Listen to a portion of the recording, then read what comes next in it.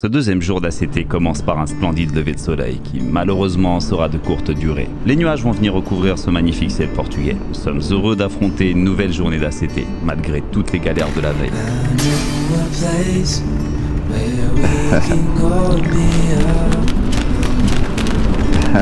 Nous espérons rattraper le retard pris, mais sur cette nouvelle étape, rien ne va se passer comme prévu encore une fois. Nous partons donc de Mogadoro avec 80 km à rattraper. Et l'objectif de cette deuxième étape, c'est Val de Rossing, au niveau de Serra da Estrela, le point culminant du Portugal. 255 km auxquels il faut ajouter les 80 de retard, avec 55% d'off-road. Le parcours commence bien. Un peu de route avant d'attaquer la piste et des paysages à couper le souffle direct.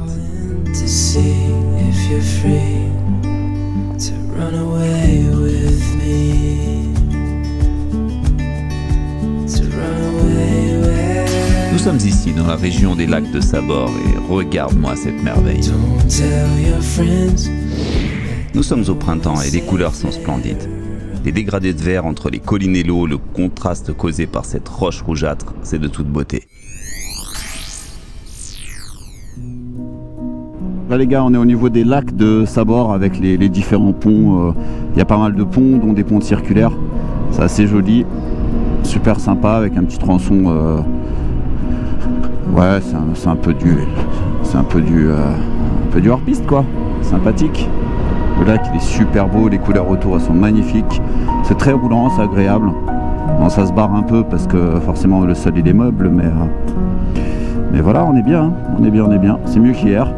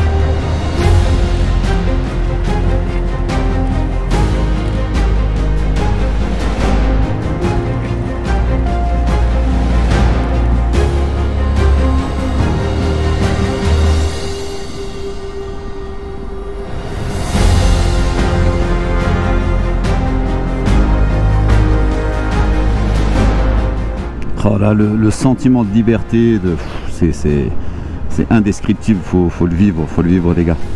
Il y a comme ça qu'on peut se rendre compte. C'est incroyable. Oh là, la vue, mais c'est magnifique.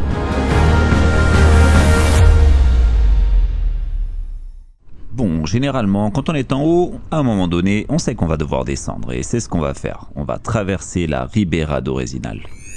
Changement de paysage d'un coup, donc là on est dans la vallée là. Ça n'a rien à voir. Petit gué. Franchissement du premier gué.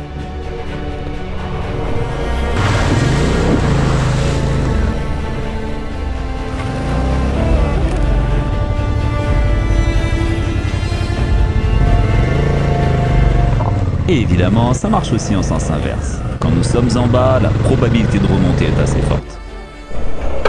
Et attends de voir les couleurs qui nous attendent en haut de cette montée.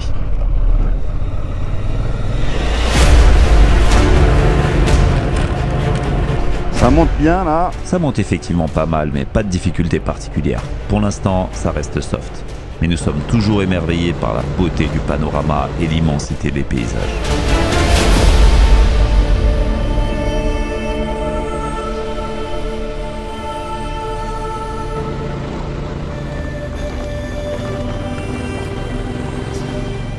Les ravins sont vertigineux, cette piste est une petite merveille. La deuxième journée d'ACT comble nos plus belles attentes pour l'instant. Nous sommes venus ici précisément pour ce genre de piste, alors on en profite à fond.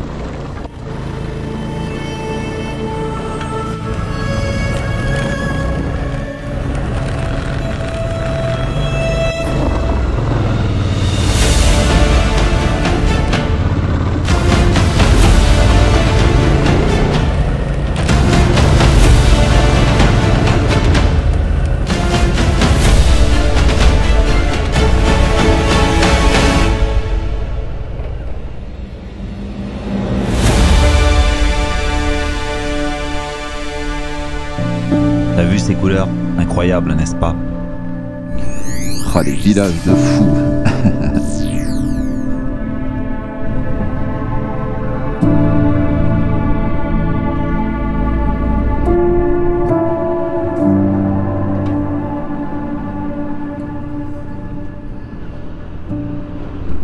Oh, fais gaffe ici. Fais gaffe ici, ça tombe bien, ça, il y a un gros truc.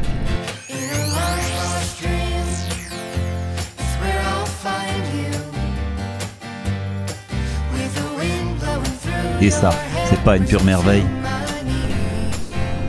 Nous arrivons au niveau de Torre de Moncorvo. C'est normalement la fin de la première étape, mais comme tu le sais, nous avons pris du retard hier à cause des ponts romains. Truc de ouf, hein. Nous venons de rattraper les 80 km de la veille.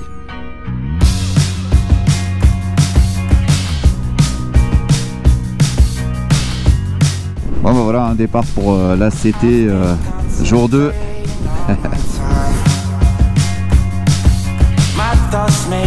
Ça doit être le Douro, ça, je pense. C'est le fleuve qui va jusqu'à Porto. Il s'agit bien du Douro. Ces berges font la fierté de ce petit pays. Et en parlant de berges, ça te dit de les rejoindre? Allez viens, on descend, je vais te montrer ça de plus près.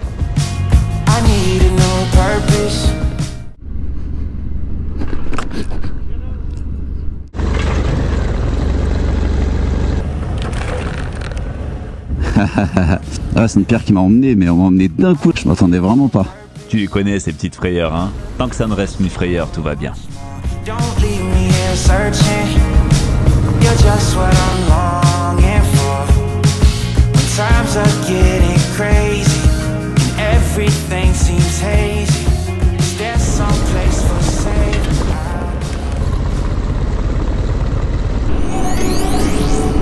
Putain de bordel. Droit.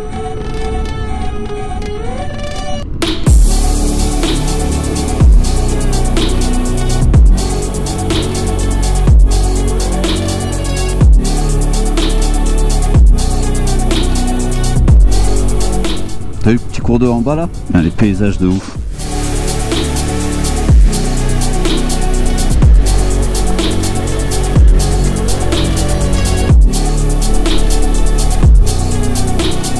Putain, c'est pas un truc de fou ça. Hein?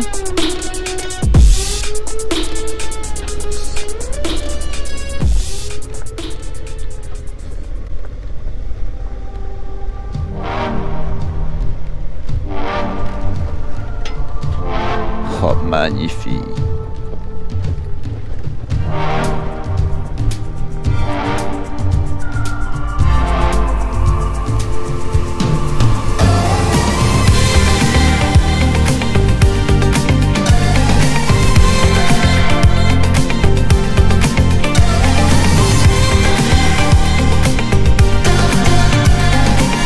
Ah, les forêts d'eucalyptus au Portugal, c'est toute une histoire.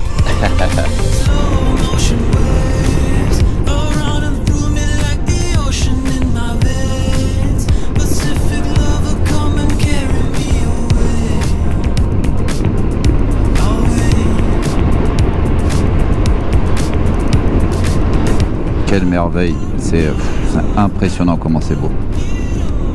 Impressionnant. Et puis la route, c'est un régal, c'est un régal. Oh là là. Le Rio Douro.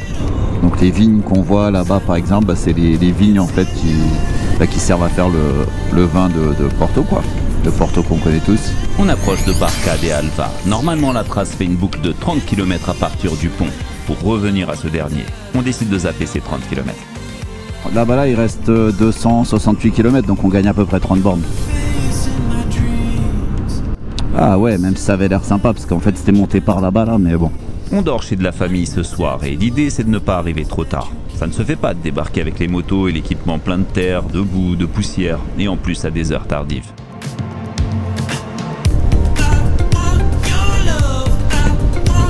Magnifique les rochers là-bas. Pas sur la N222 mais sur la N221. Nous sommes sur la N221 et si tu m'entends parler de la N222, c'est qu'il s'agit d'une des routes les plus connues au Portugal. Elle longe les berges du Douro jusqu'à Porto. Bon, c'est fort discutable, je te l'accorde, mais elle a même été élue la plus belle route du monde, prenant en compte le rapport de virage ligne droite parfait pour prendre un max de plaisir. Si un logiciel le dit, on ne va pas le contredire.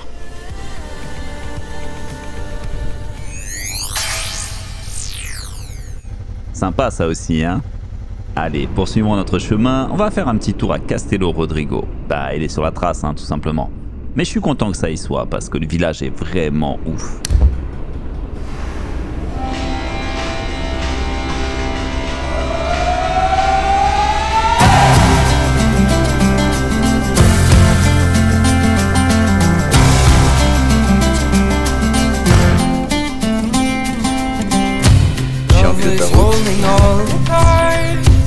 Oh là là. And always kept me in the dark. I never thought I could shake this heartache until I saw your light, and it's got me feeling like life is good, yeah. Life is good, yeah. Yeah, in my darkest times, you got me feeling like I've been walking on air. Left all my worries and cares. I've got no burdens around you. I don't care who knows I love you. 'Cause I've been so lost without you. And in my darkest times, you got me feeling like life is good, yeah. Life is good, yeah. Yeah, in my darkest times, you got me feeling. Déjà c'est un truc de dingue de pouvoir passer ici avec les motos, c'est assez incroyable.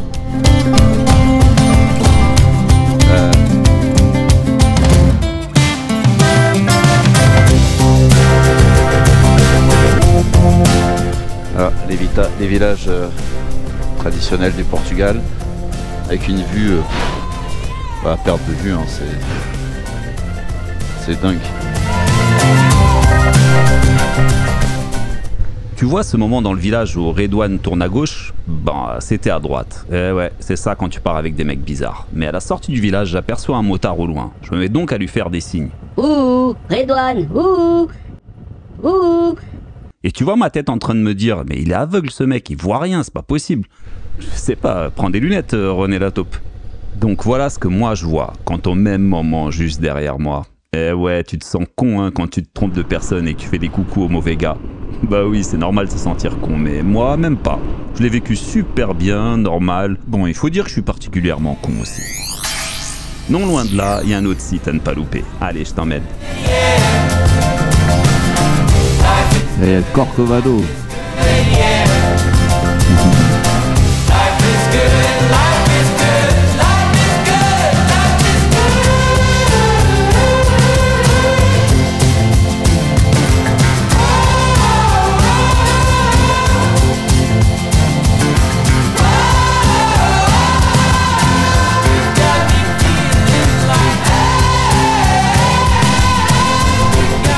Bienvenue à Rio.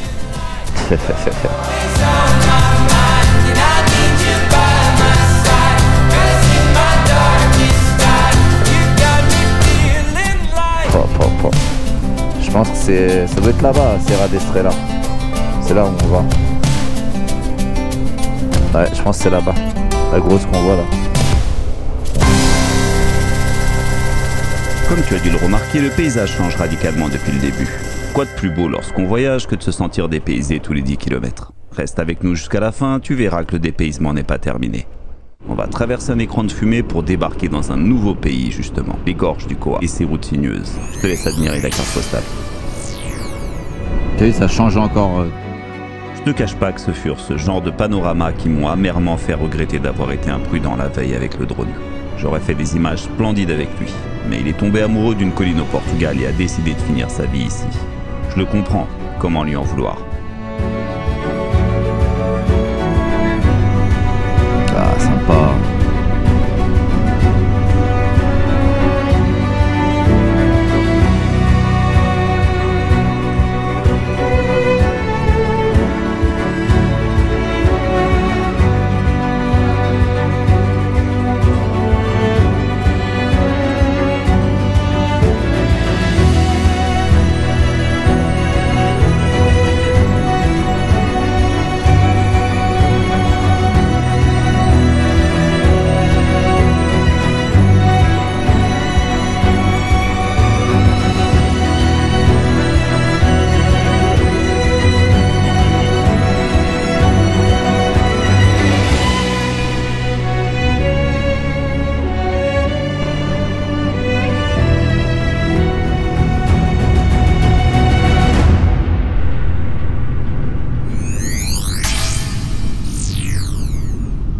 un petit tour par Ay Maddalena.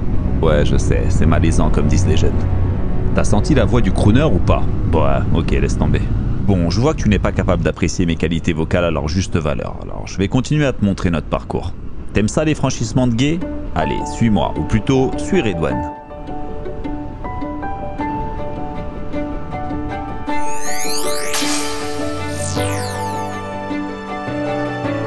Ah, ça va.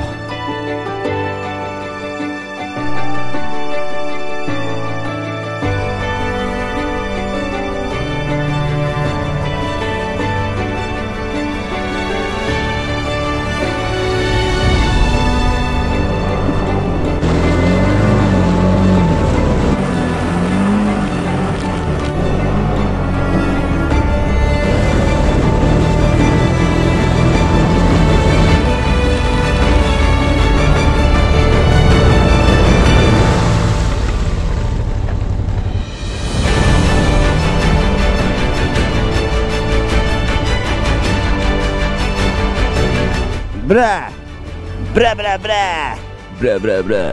Tu vois, je te l'avais dit que j'étais con.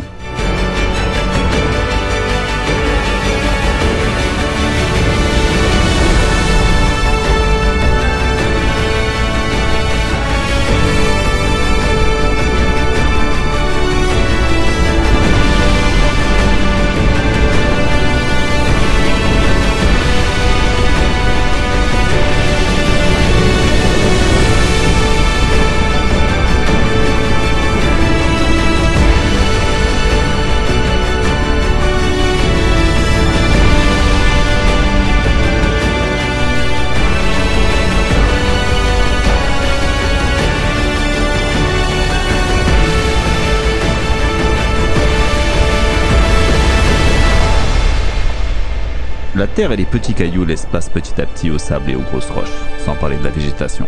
Le paysage continue à évoluer tous les 10 km et ça tombe bien, on adore ça. La CT dans son ensemble traverse le Portugal du nord au sud, longeant la frontière espagnole à l'est du pays. C'est une zone moins touristique, moins connue du Portugal. Mais qu'est-ce que c'est beau, le parcours est juste splendide.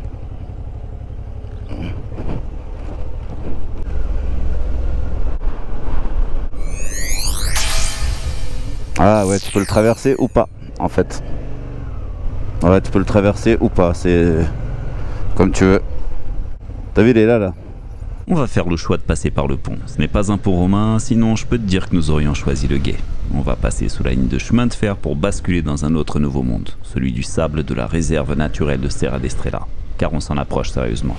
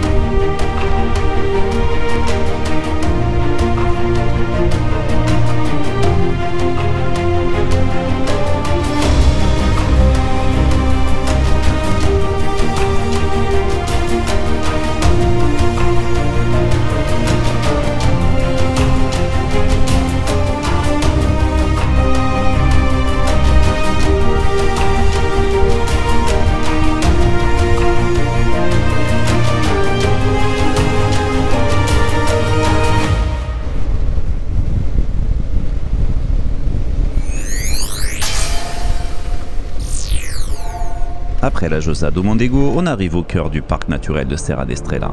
Encore un autre panorama, différent. Je te laisse apprécier les paysages.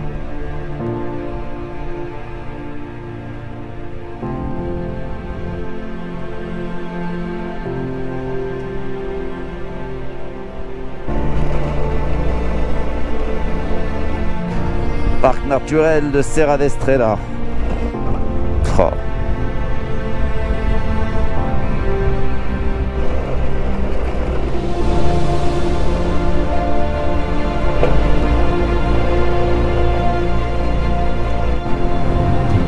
Oh la vue.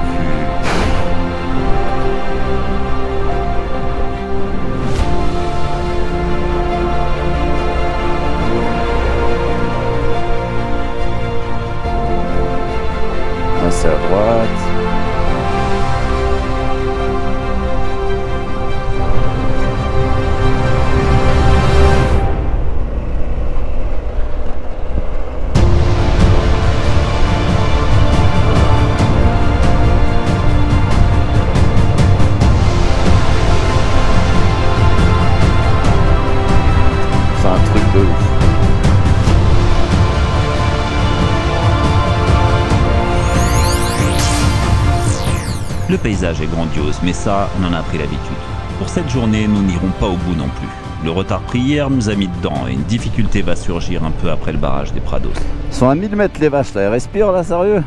Une montée impossible avec nos motos et vu l'état du chemin, nous allons contourner par la route. En plus, les batteries des GoPro sont à plat. Je n'ai même pas pu le filmer. On va se diriger vers notre lieu de couchage chez de la famille. Ça nous permettra de ne pas arriver trop tard sur place et la route que l'on prend n'est pas des plus désagréables. N'hésite pas à t'abonner et à lâcher un petit like si le contenu te plaît. C'est gratuit et ça aide grandement la chaîne. Tu vois notre terrain de jeu pour demain? On commencera par Serra d'Estrella. Ou pas? La réponse au prochain épisode, ACT3.